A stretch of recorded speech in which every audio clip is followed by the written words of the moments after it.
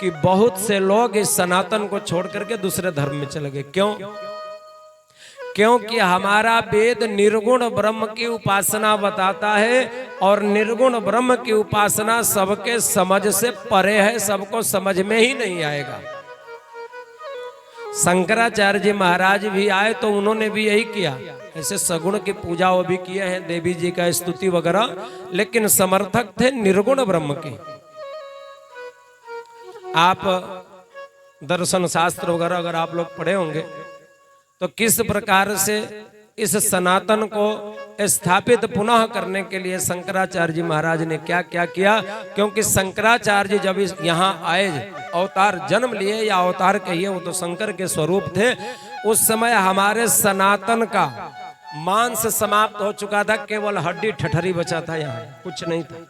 इस सनातन के लिए लड़ने वाला कोई नहीं था। यहाँ खूब धर्म परिवर्तन कन्वर्टेड चल रहा था, प्रेम से नहीं तो गर्दन पर तलवार रख करके, बदलना है तो बदलना है। उस समय यहाँ शंकराचार्य जी आए और शंकराचार्य जी महाराज बड़े बड़े विद्वानों से शास्त्रार्थ आदि करके, उस समय सबसे ज्यादा लोग बौद्ध धर्म अपना रहे थे। बौद्ध भिक्षुओं से शास्त्रार्थ हुआ। बौद्ध धर्म क्यों अपना रहे थे?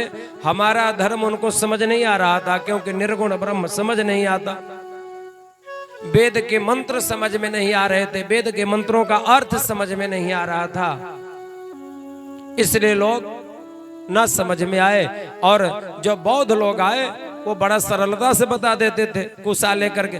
आपको एक चीज बताएं, इसमें कोई बौद्ध होगा तो बुरा नहीं मानना, ये जो हम लोग के यहाँ झाड़ फूंक चलता है ना, निमिया के दाढ़ी मैया वाला, ये बौद्ध लोग लेकर के आए झाड़ फूंक। हमारे यहाँ झाड़ फूंक नहीं था, ये उन्हीं का देन है। ये लोग क्या करते थे कि गांव देहात में जिसका किसी का छोटा छोटा बच्चा बीमार उमार हो जाए ना, तो धीरे धीरे झाड़ फूंक कर दिया करते थे।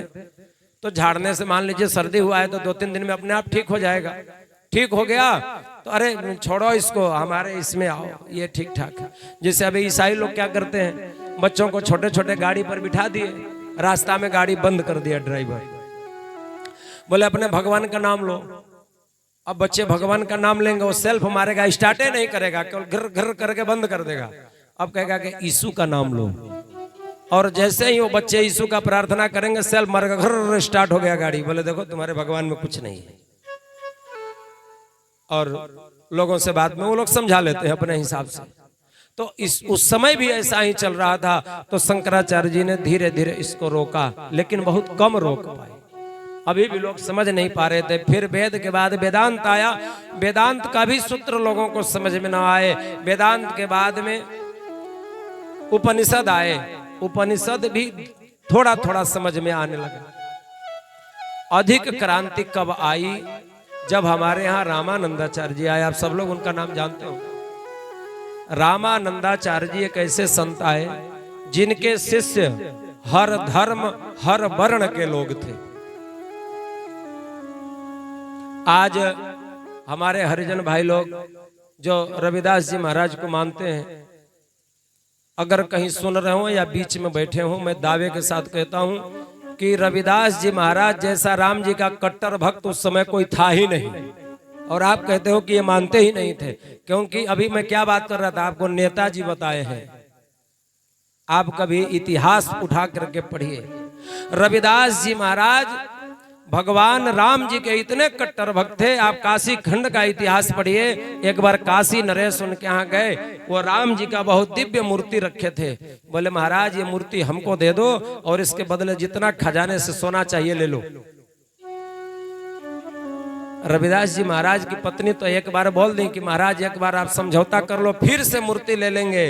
लेकिन कितना सुंदर बात कहा उन्होंने, याद तो मुझे नहीं है, थोड़ा सा याद है। वो कहते हैं कि ये धन आई है फिर चले जाई है, यानी जो राजा धन देंगे वो चला जाएगा, लेकिन ये राम रूपी धन अगर चला गया तो पुनः ये प्राप्त होने वाला नहीं है। इतने कट्टर भक्त थे राम जी के।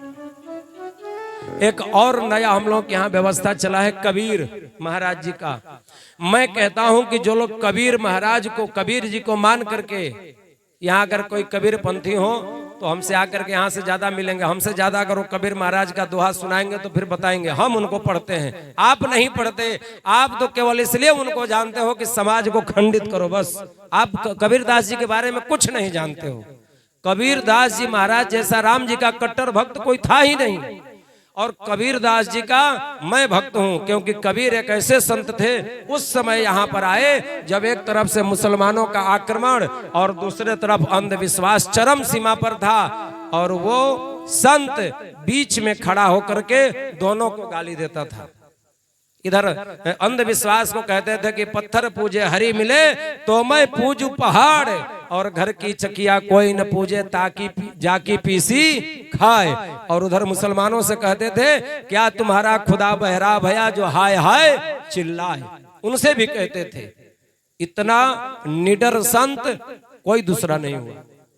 और कबीरदास जी का आप जीवनी उठा करके पढ़ लेना, अंत में मरते समय मगहर चले गए थे। आप कहते हो ना कि वो राम जी को नहीं मानते थे, वो स्वयं ब्रह्म है, उन्होंने ब्रह्म को पैदा किया। उनका किताब आप लोग पढ़िएगा, सब लिखे हैं ये लोग।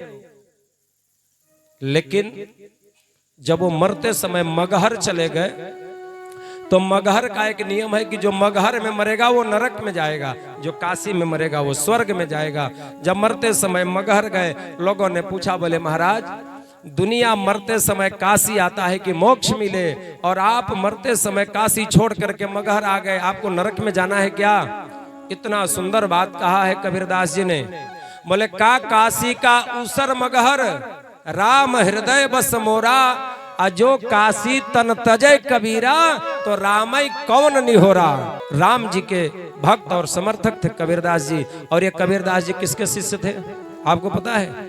रामानंदाचार्य जी के। रविदास जी महाराज किसके शिष्य थे? रामानंदाचार्य जी महाराज के। इस रविदास जी महाराज को धर्म परिवर्तन करने के लिए बहुत लालच दिया गया, सदना कसाई को भेजा गया, और परिणाम यह हुआ कि वो कसाई इनका चेला बन गया। इतने प्रतापी संत थे। हम उन संतों का अनुसरण करके और फिर कहें कि हम राम जी को नहीं मानते, तो मैं ये कहता हूं कि उस संत को आप गाली दे रहे हो, क्योंकि उसी के सामने आप कहते हो खड़े होकर के कि मैं राम को नहीं मानता हूं, जो अपना जीवन सर्वस्व राम के लिए न्यौछावर कर दिया। भक्त वत्सल भगवान की